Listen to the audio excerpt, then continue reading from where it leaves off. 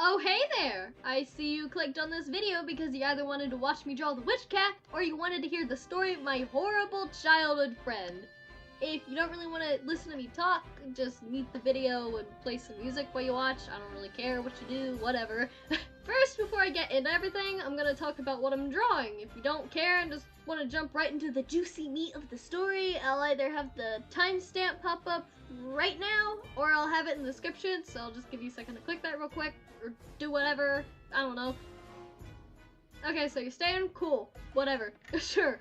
So, this is a drawing of one of my oldest characters, Amber. In fact, she's the first character I ever made. Of course, she looked a lot different when I was a stupid 7-year-old. Her name was Super Kitty, and she was an absolute dumpster fire of a character. Oh my god, I need to make a video solely about how bad of a character Super Kitty was. If I can find a picture of her, I'll put it up right now. I'm not sure, but like the pictures are old, but she's just yellow. The definition of yellow. It's disgusting.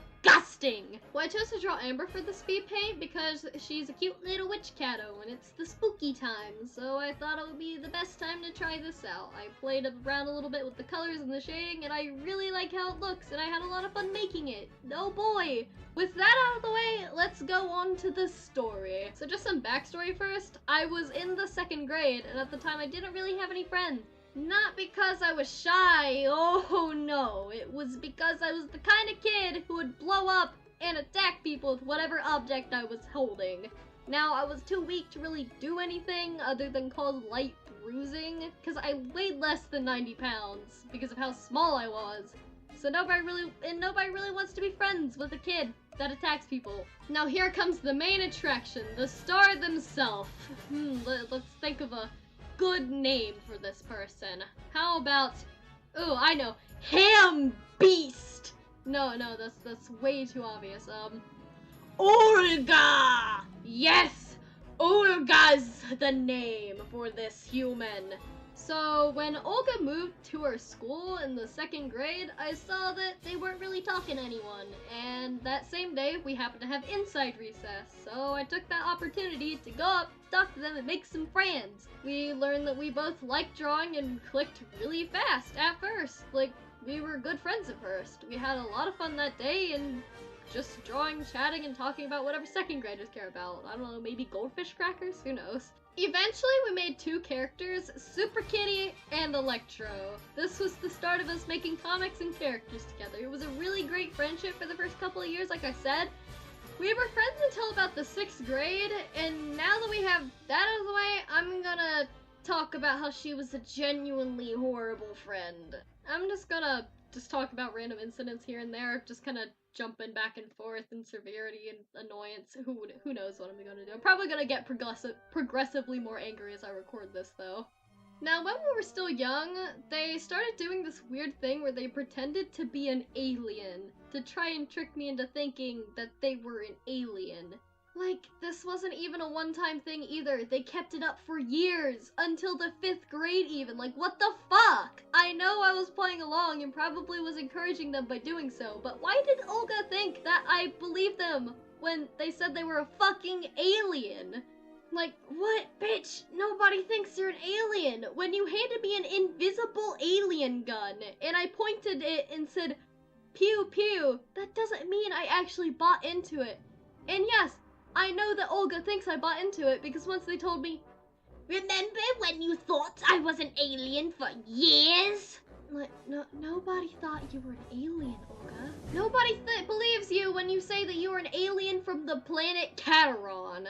Speaking of pretending to be something that you're not, this dude pretended to have OCD and multiple personality disorder. Pretending to be an alien is one thing, but self-diagnosing yourself with a mental disorder is another. There was no doctor's diagnosis. Olga didn't even put research into it. Olga diagnosed himself with OCD because I'm organized and I don't like messy patterns. That's literally it. And when they would pretend to have multiple personalities, Olga would talk like this and say things like, "Hi there, I'm Shade, and I'm here to murder you because you triggered my OCD. Oh, my headphones fell off. Oh, crap. You cannot do that. That's really, really disrespectful and demeaning towards people with real mental disabilities.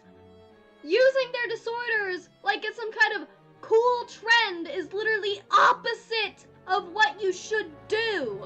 I'm not sure if Olga still does this, but I do know they carried it well into the 6th grade, and it's safe to assume they probably still pretend to have OCD at least, but take that with a grain of salt because I'm not entirely sure because I haven't talked to them since the 6th grade. There were actually multiple instances where Olga would just read a vague description of some sort of disorder and either diagnose themselves with it or other people. Like this one time in health class, we were learning about eating disorders, mainly anorexia. Now, I'm a pretty skinny person, and back then I was legitimately underweight. I think I only weighed in at like 90 or so pounds. It was not because of an eating disorder though. I had a perfectly normal diet, other than the fact that I ate dry ramen noodles. What the fuck was up with me when I ate dry ramen noodles? And don't you guys yell at me that it's ramen and not ramen. I called them ramen all my life. I know that it's ramen, but I call it ramen. Okay, I'm going off on a tangent. But when we left class, Olga looked me right in the eyes and said, "Oh, now I get why you're so skinny. You have an eating disorder. You're an anorexic." I looked at them, and I had nothing to say because I was just so dumbfounded. This stupid motherfucker legitimately believed that I was anorexic just because I was short and underweight. Bitch, by your logic, I could have called you an obese land whale because you were slightly overweight.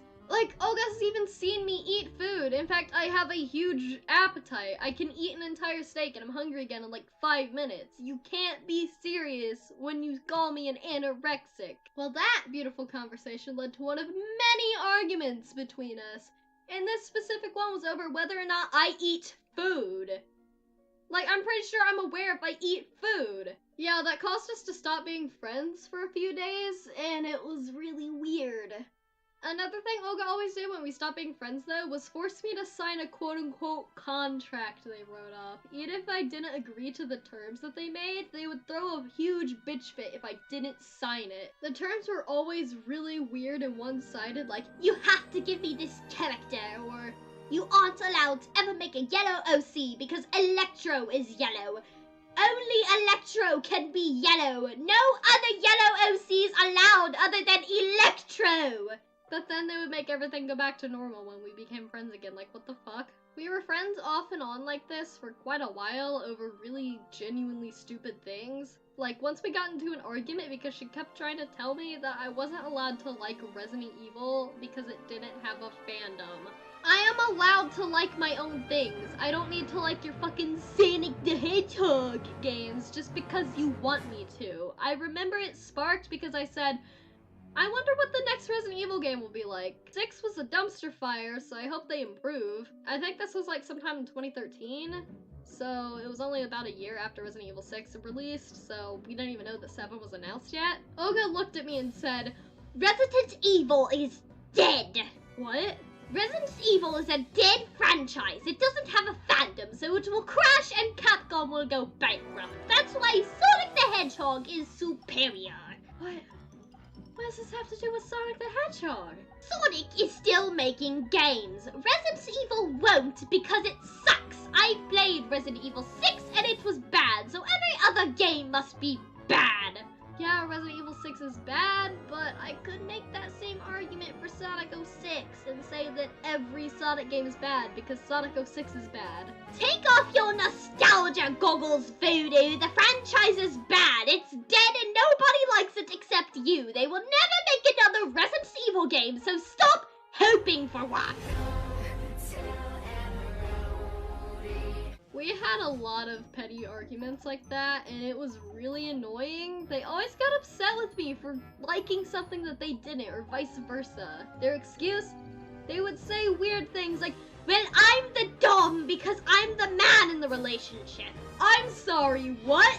slow the fuck down.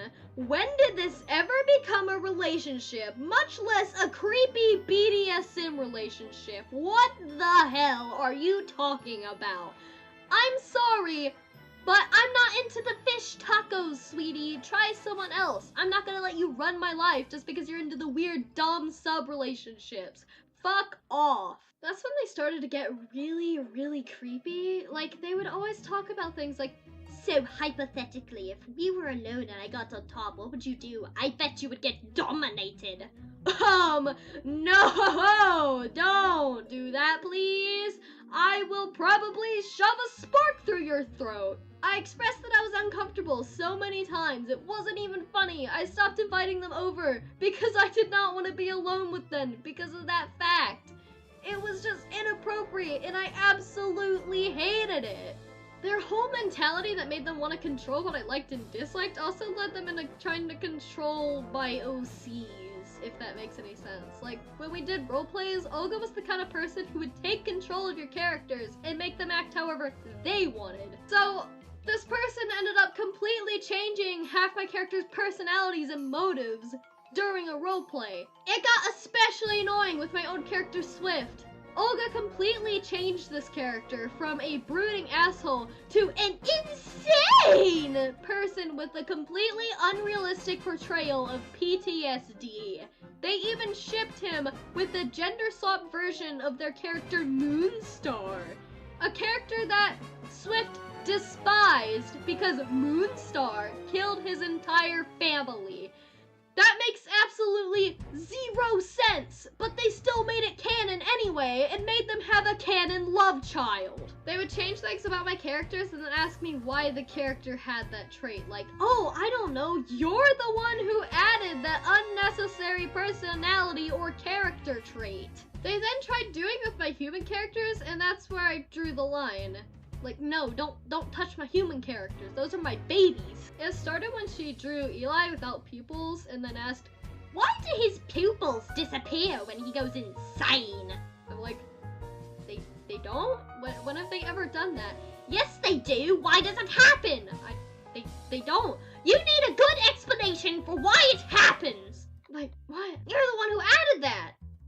Well, of course, that sparked a huge argument over whether or not my character had a trait that they added without even asking me first. No, not my human characters. Those are my children. I like them more than the majority of my Antho characters even.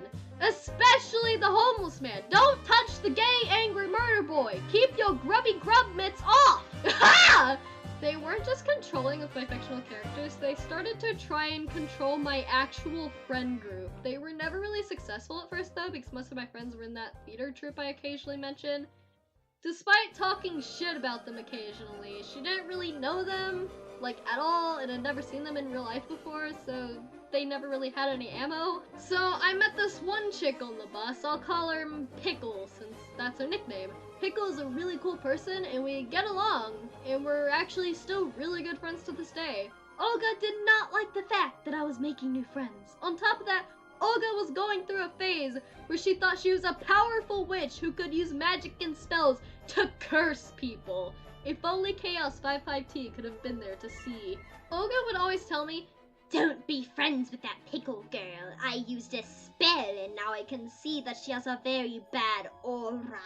What? You're telling me that you can cast a little magic spell that you wrote in your little composition notebook and you can physically see her quote-unquote aura and determine whether or not she is a good or bad person from that. Olga tried to get me to stop being friends with Pickle by telling me things like, the spirits have said that she is going to harm you, and I can sense her bad intention. You motherfucker. The only one around here with bad intentions is you. Well, since I became friends with Pickle, every time I had a spat with Olga, I would be able to go and hang out with her in her friend group, which just so happens to be how I met Necropossum. We weren't friends yet at the time though. In fact, I can recall her not liking me at all since I just kind of barged in randomly and added shitty characters to their comics that they hated. But that's a much different story, though. I mean, Necropossum, I can talk about that later.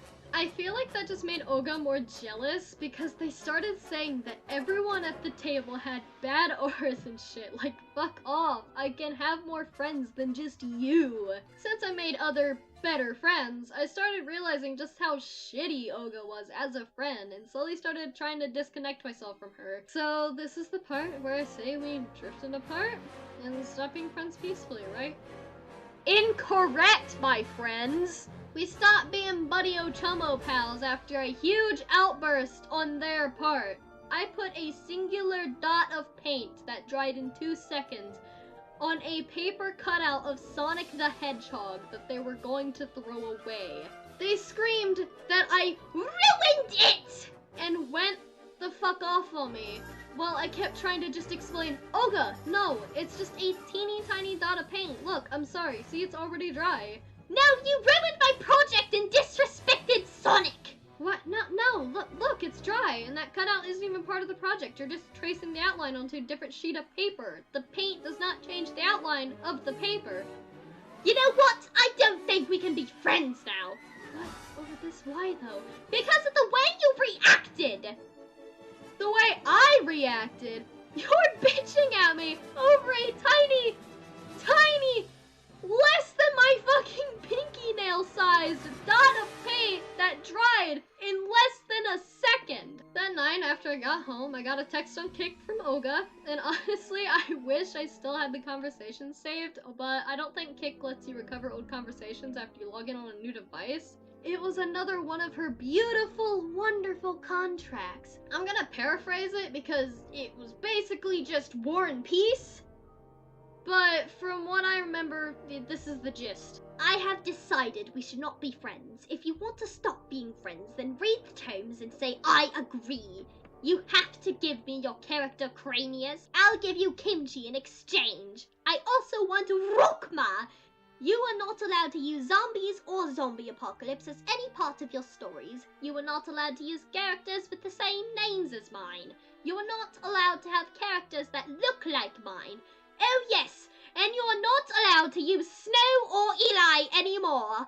I don't want them, but I don't want you to ruin them after I did so much work on their characters. Dumb old me just said, I agree, without even really reading it that much, because it was literally the length of War and Peace. And like, I knew that if I didn't say it, she would just throw a little bitch fit, and that would just cause more problems. So I just wanted to get that over with fast, and oh well.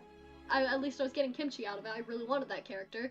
After I gave them the rights to the two characters they wanted, they said, oh wait, never mind. I don't want to give you Kimchi because I don't want you to ruin him. I'll give you Steam instead. You broke your own contract in less than an hour. Plus, on top of that, I was a minor and did not have a cosign. Her quote-unquote contract was officially null and void. They essentially stole 2 of my characters and tried to make it where I couldn't use my 2 other characters. Fuck that shit. I still took Steam in exchange for the other 2 since I was dumb and didn't just back out because I don't really know much how like scamming and art trades worked yet. So I just wanted it over and done with, and I decided, well, fuck with the other rules. I'm still gonna use Snow and Eli if they break their own rules. I'm not gonna abandon them just cause the Hog Beast wanted me to. And as for Steam, I sold them on Furry Amino for a good $10 and bought some tasty food. And I haven't spoken to this person since. The end.